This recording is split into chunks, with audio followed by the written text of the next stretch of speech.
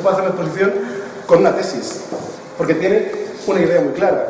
En realidad tiene 4 ideas. Tiene una idea general que es diacrónica, la evolución de nuestras relaciones con Oriente a partir de los contactos, y luego, en cada uno de los casos, los subtemas que ponen de manifiesto que esa relación se dio con otro nivel jerárquico de temas que justifica que cada una de estas formas de contacto efectivamente existió, y finalmente aquí están las piezas, detrás de 4 niveles jerárquicos de conceptos.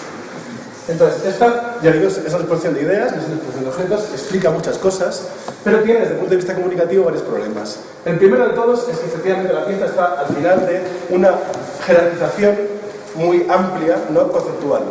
De manera que al final, si imagináis la plasmación de esta exposición en un espacio, consistiría en un título, un panel, otro panel y finalmente la pieza, con lo cual la pieza se convierte simplemente en una ilustración a modo de libro de texto, como el libro de texto que estudiábamos cuando estábamos en la carrera o el book, ¿no? Donde te explican todos estos conceptos y finalmente aparece el objeto que viene a significar, esto que contamos es cierto, pero no se establece nunca la relación entre el objeto y lo que se está contando. Este es el primer problema para una exposición como esta. No es comunicativa porque la pieza no explica todo este contenido, simplemente lo ilustra. El segundo problema es que, bueno, el marco anterior es por eso es una estructura científica, es una estructura deductiva. Parte del primer concepto y todos los demás simplemente intentan demostrar, a modo de hipótesis, que el primero es cierto. Una vez más, la pieza es el último elemento de contrastación de esa primera idea. De manera que, una vez más, existe una lejanía excesiva entre el significado de la pieza y el concepto principal. Todo esto es lo que intentamos corregir, aparte de los propios contenidos de los temas principales, ¿no? Que no son temáticos. Estos primeros contactos no explican nada. Primeros contactos no significan nada en relación con el significado de la pieza. Una vez más volvemos a la necesidad de que el museo explique el significado de las piezas en relación con los temas. Con lo cual, esos primeros contactos te está dando muy poca información sobre el sentido de la pieza y su contexto cultural. Simplemente significa, la pieza que ves, que corresponde a una época más antigua. Esta menos antigua y esta más cercana a nosotros. Pero no la significa. No dice nada de ella.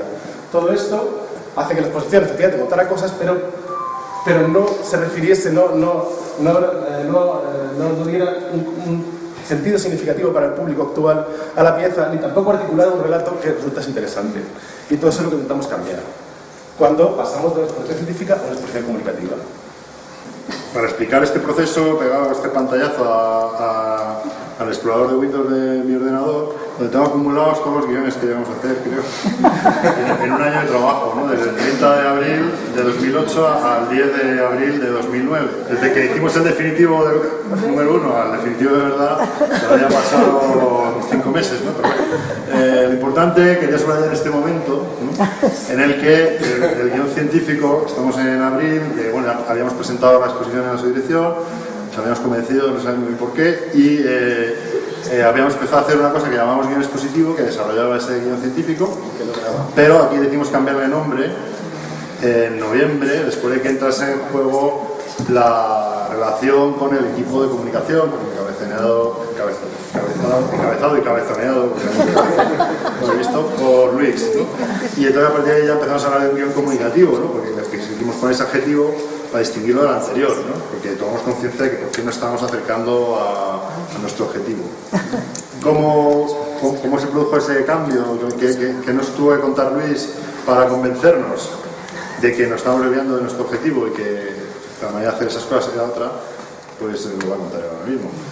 Bueno, esto es una síntesis de los resultados de la evaluación que decía que habíamos hecho dentro de nuestro programa de evaluaciones antes de la de Fascinados.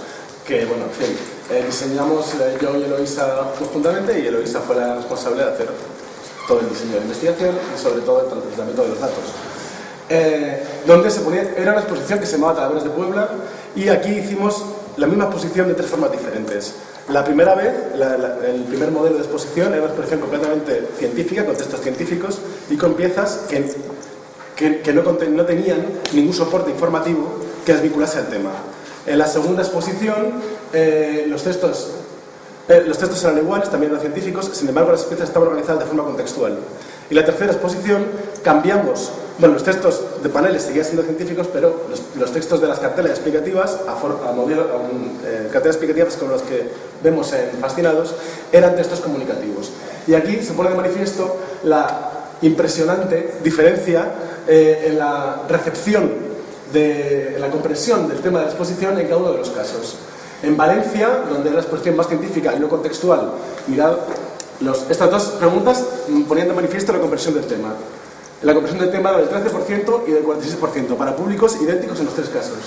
En Barcelona, donde las piezas estaban contextualizadas, mejora un poco más la comprensión, y en Madrid, donde las piezas estaban apoyadas por cartelas comunicativas, la comprensión es verdaderamente importante. Así que, partiendo de aquí, traje estos resultados a Almenad, y lo primero que decidimos fue apoyar toda la exposición en cartelas explicativas, en cartelas explicativas comunicativas, y más adelante aplicar los diferentes conocimientos que teníamos sobre la estructura comunicativa de una exposición a Fascinados por Oriente. Entonces, aparte de las cartelas, bueno, esto no voy a explicar porque no da tiempo, pero es la diferencia entre un texto comunicativo y un texto científico, que son muy notables las diferencias. Pero claro, sería objeto de un ciclo de conferencia específico. Esto también tiene que ver con los resultados de las Talaveras, donde, bueno, se pone de manifiesto cómo el texto científico no resultaba comprensible en ocasiones ni siquiera los expertos. Pero bueno. No hay intro, al intro. Vale. Esto también es un resultado de la exposición de Talaveras, donde los científicos no eran capaces de comunicar el tema de la exposición. Y esto lo mismo. Como veis, son los típicos textos de la exposición científica descriptivos, de los cuales no se infería en absoluto ni el texto ni el título la temática de la exposición. Y este, bueno, también. En fin, en resumen, decidimos, como decía, partir de los conocimientos que tenemos sobre el público de las exposiciones y sobre las exposiciones en general, analizando qué expectativas y comportamientos tiene el público en las exposiciones. Si queremos hacer que el público se sienta a gusto en la exposición, de manera que podamos llegar a compartir el mensaje que queremos emitir, ese mensaje complejo que nos ha mostrado antes Fernando, lo primero que tenemos que ver es empezar a pensar como el público, para ofrecer ese producto cultural que ellos precisan. Pues aquí tenemos algunos de los objetivos que sabemos que busca el público cuando se aproxima a la exposición. Divertirse, aprender, descubrir en grupo. Estos son sus comportamientos que debemos promover porque son los que ellos intentan poner en práctica cuando llegan a la exposición. Ahí están pues, los niños en el Museo de Ciencias Naturales de Londres tamboreando sobre ese fósil porque tienen necesidad de expresarse, de interactuar y también de comprender lo que es eso, y como el museo no les dice lo que es y también, sin embargo, ellos quieren participar activamente de la experiencia, pues lo hacen de esta manera.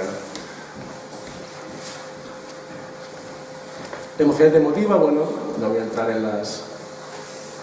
Una visita libre, porque la visita a los museos, en exposiciones, tendemos siempre a hacerla directiva, y tendemos a pensar, a estructurar las exposiciones como si el público fuese a leerlas como que en un libro, con una cosa detrás de la otra, pero, en fin, como numerosos estudios demuestran, el público se siente atraído por diferentes ítems de la exposición, en función de sus conocimientos e intereses previos que pueden ser múltiples. También suele hacer la visita del grupo, de manera que en ocasiones atiende la exposición, en ocasiones atiende a su grupo. No podemos estar seguros de que el público lea la exposición de la manera que nosotros hemos previsto, ni de que pase por todos los elementos de la exposición necesarios para comprender un discurso directivo. En consecuencia, conviene hacer una exposición libre, una exposición donde el público siempre esté en conexión con la temática de la muestra y pueda conectarse a ella cuando lo desee y desconectarse libremente, de forma que estemos seguros de que su picoteo vaya a comunicar nuestro mensaje en lugar de esperar que el público se adapte a un mensaje completamente directivo, completamente lineal, como si el público debiera utilizar la exposición como nosotros hemos previsto que se haga. Es al revés. Nosotros debemos diseñar la exposición de forma que el público pueda usarla a su conveniencia, pero sin perder sentido. También esto tuvimos en cuenta en Fascinados. Total, que decíamos que necesitamos una experiencia libre, accesible y con sentido. Desconocer los significados, para eso tenemos las cartelas, les interesa el objeto, hay que partir del objeto, hemos visto que eso es la diferencia entre el discurso científico y el discurso divulgativo. Quieren construir su propia visita, esta exposición también intentamos que permitiera eso.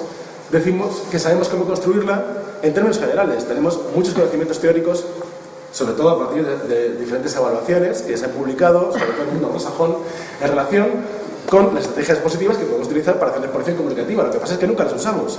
Generalmente lo que ocurre es que encargamos la exposición a comisarios que hacen la exposición ellos solos y no conocen estas estrategias. Por eso tiene sentido construir equipos productores como el que hemos elaborado, como el que hemos puesto en práctica, en este caso en Fascinados por Oriente, donde la parte de investigación práctica dirigida por Fernando, bueno, pues estaba en íntima relación, formaba parte al mismo nivel jerárquico en el equipo productor de la exposición con la parte de comunicación de la que podemos ser representantes yo o Eloisa.